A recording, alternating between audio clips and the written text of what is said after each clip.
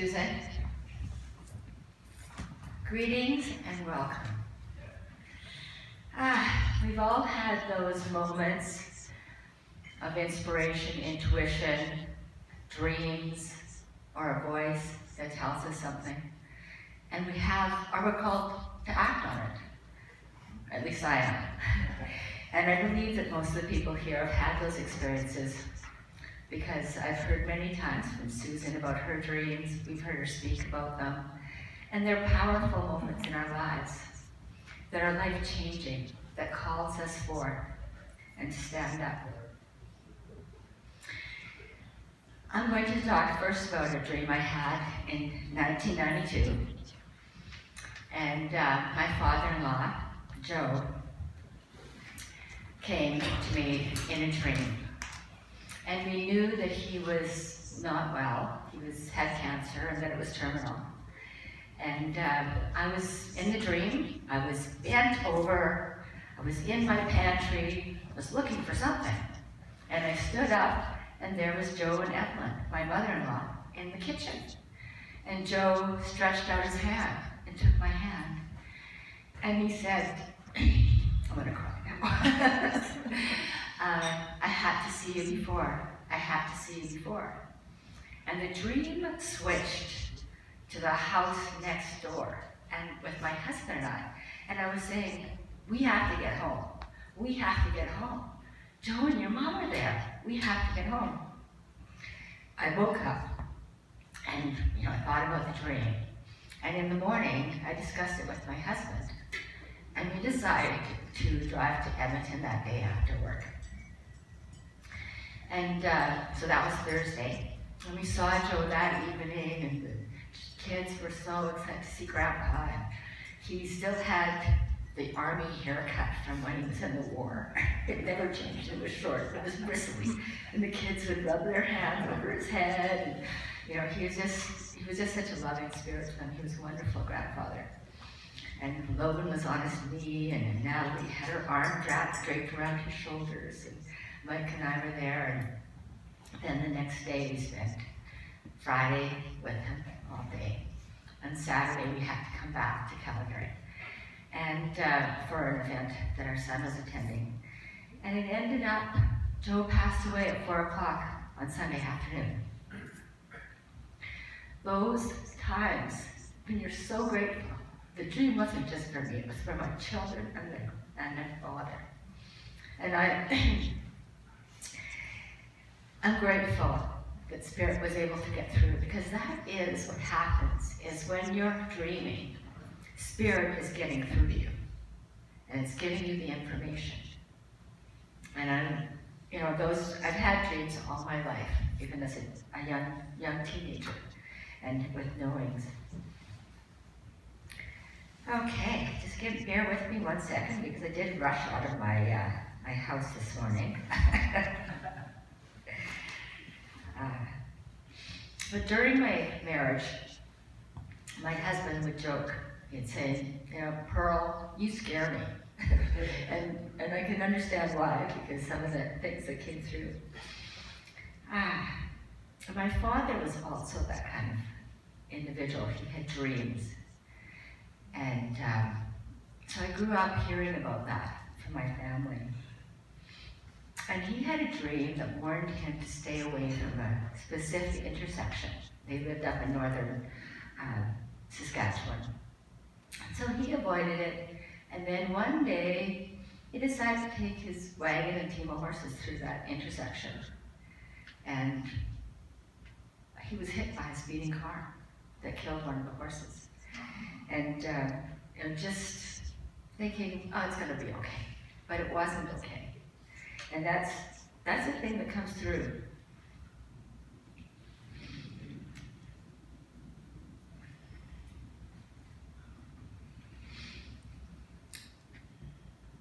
My mother also told me that in 1955, I'm taking us back a long way. My dad was born in 1907. So, that my uncle was coming across the field of their homestead. And my mother saw him, and she said to my dad, Bill's coming. I wonder what he wants.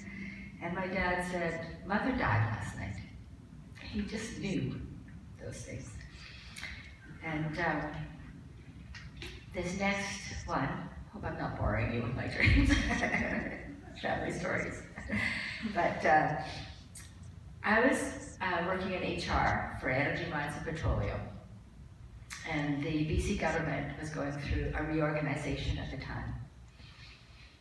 And I was in the HR office, and I was sent over to the other ministry as a token of goodwill, to bond the two HR offices together. It wasn't easy because, during times like that, there's a lot of feelings and allegiances people are dealing with because someone's going to lose their job or be bounced somewhere else. So I had come from an office where I was loved and respected and I felt safe. And during this time, of course, I was concerned about where I was going to end up because I had recently been made permanent. And my husband was a student and had my 2 children that I was responsible for. And I knelt down beside the bed by my nightstand, and I just opened up and cried. And I asked Spirit for a job where I could be happy, and there'd be, something interesting, and that I loved, and with good people. Excuse me. I was booked for 2 interviews, and I went to both of those, and I was offered both positions. And one was in a deputy minister's office, which I'd been in before. It's very political, so it's not the greatest place. It has some prestige, but it's not that much fun. And it's quite intense. And the other one was with the BC Archives and Information Management. And I was undecided, so I called up a coworker, Susan, and I was telling her about the interview at the BC Archives and Information Management. And I said the manager had interviewed me, and the woman who was my supervisor, but she was pregnant, and she was going to be leaving soon. And Susan said, "What was that dream you had last fall?" And I went, "Oh my God, I'm supposed to take that job." And in the dream, I was at a desk working, and a pregnant woman was standing in the doorway. And I had this distinct feeling that I was acting as a clerk 5, and I was a clerk 3 at the time. So I took that job, and it was quite a experience, because I was just trusting that Spirit was taking me there. That dream told me that. And so I started, and Debbie went on mat leave 2 weeks after I started, and her work all fell on my plate. And she extended her mat leave to 2.5 years. So it was quite I hit the floor running every day, and there was problems to solve, which I love to do. Let me figure that out. And it was challenging because I had an IT background, but now I was stepping into something that was much bigger, of going from a radio spectrum link to a municipal area network connection and working with other people and changing all the computers had to be replaced because they were old and they were in a Word 2. And software that had to be recreated because it just wasn't going to make it through. And so, just bear with me 1 second and catch up to where I am.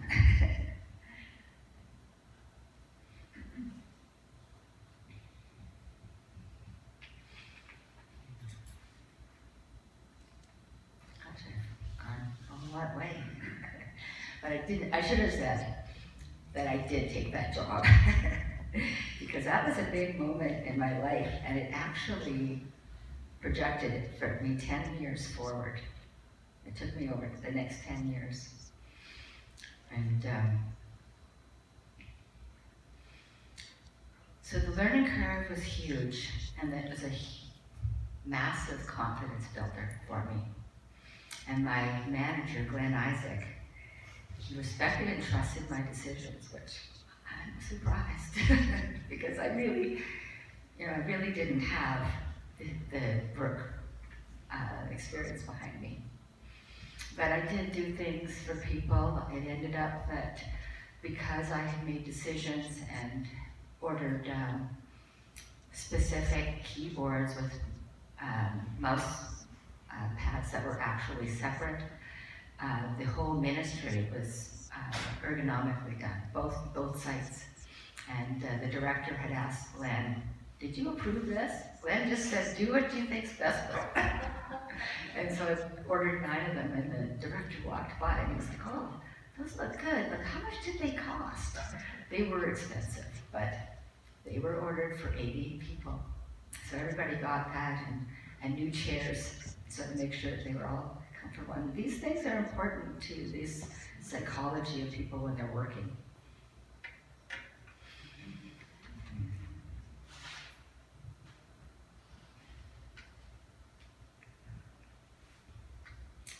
I'm skipping around here. Oh, there's the other page. Okay. In December 1999, I was given recognition for my part in the unfolding and implementation of the Y2K for both those sites. And it was at that time that I was told that I'd be getting an upgrade in my classification to the same classification that my supervisor's was. And that I was going to get back pay for the last 3 years. And so it's retroactive. I was pretty impressed, And then in February of 2020, we received notice that we had to move. That the owner wanted to move back into the house we were living in.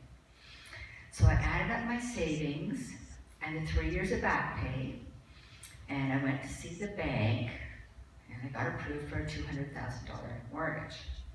And my sister's mother-in-law, lent me $5,000 interest-free on top of that, which was pretty impressive. So you can imagine $200,000 doesn't go far in Victoria, BC, because it's everything's pretty expensive out there. But through it all, I maintained the perfect house for the perfect amount of money is going to come. And I said it daily, numerous times, to anyone and everyone. And I looked at a lot of dumpy places in the price range, in that price range. But I still maintained that the perfect house for the perfect amount of money was going to come. And my husband tried to talk me into a house that was really, had a big rock in the basement, so that was like a holy smokes. And wood, rain, like for catching the rain, and I was like, no, I can't see that. So, anyways, on my next day, the realtor took me to look at this house. It was only 2 blocks from where we lived, and we lived in a nice area. And I was looking for something that had a mortgage offer, like a suite. So, when we got to the house, she went to get the key out of the lockbox, and I walked up the stairs, and I looked over into the flower bed, and there were toonies and loonies and nickels and dimes. I put my head back to laugh, and I heard a voice say, "Chump change." And so I knew. I didn't even have to see the house. I knew. But the realtor came and she knocked on the door before she opened it, and the tenant came and she didn't want to let us in. And so she said, "You've already been notified, so we're here now." So we went in. I went into the kitchen, and the kitchen cupboards had latex smeared over the cupboard doors, over this blue turquoise over this white. And there was cupboard doors missing on one side of the counter. And but I liked the room. It was a nice big room with beautiful windows in the corner where the table would sit. And then we went into the bedrooms. And the bedrooms had midnight blue, ink blue ceilings with that yellow of a sunflower, like that orangey yellow, on the walls. And they were south-facing, and they were good-sized windows. The room was like, wow. And so, but I could see past all of that. They were good-sized bedrooms. The living room hadn't been touched, thank goodness. And it was a beautiful Art Nouveau fireplace that stretched out with black tiling around it. And so we couldn't see the basement suite because the tenant had left. And so we had to come back. So I said to my husband, this is it. I looked at the roof outside, and all the shingles looked good, and the yard looked pretty good. And so him and I went back that night, and we looked at it, and we went into the suite, and it was filthy, and, just terrible, and the rug needed replacing, but also there's a lot of stuff around. But we made the decision that this could be a prize. It had so many good things, beautiful trim around the doors and windows. And so we had done it before, and my husband was very handy. That's a good man. Handy man. And so we put in an offer. And I lowballed the offer to $190,000 because the house had been at $235, dropped down, but it hadn't sold because of this terrible peak job. And then she came back with $199, and I came back with $196, and I bought it for $196,000. And I'm gonna get there. So just before we took possession, the day before, I walked over to see how things were going. And she said, it's really interesting that your name is Pearl.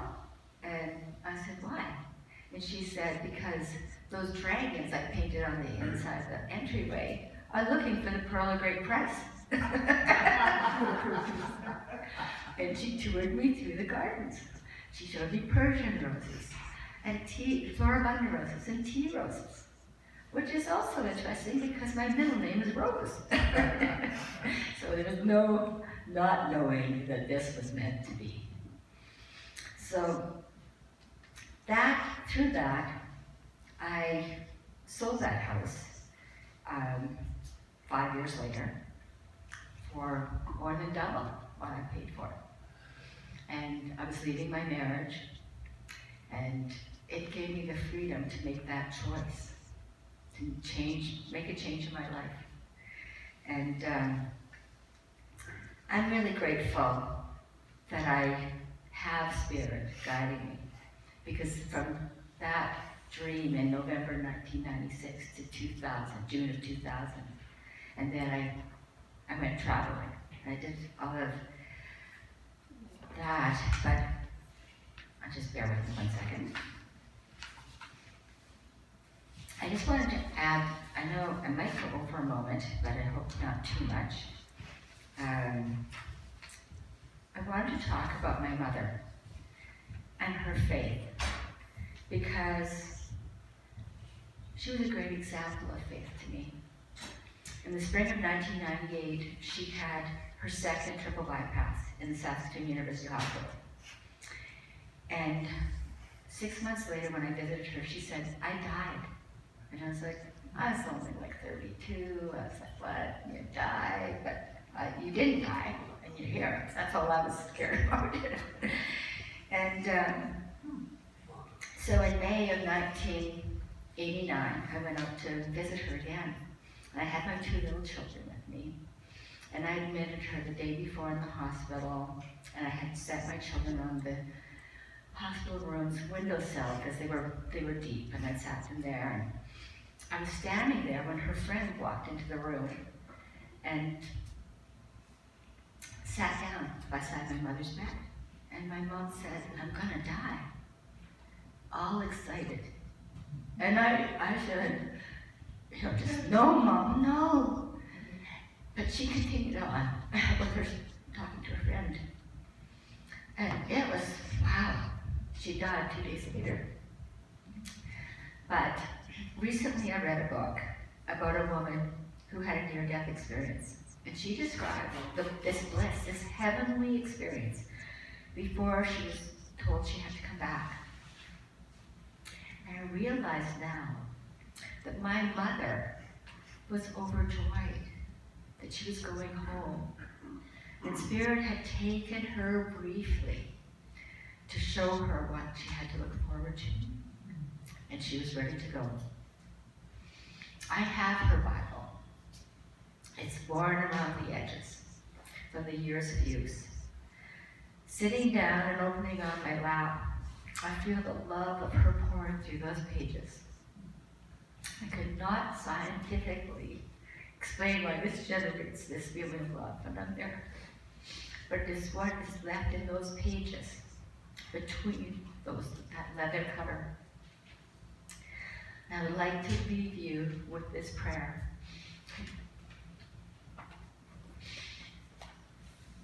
Source, Creator, God, Goddess, all it is, Abba. I am ready to be what you created me to be. I choose to remember that I am effect and not cause. Thy will be done. Knowing that your will is my full happiness.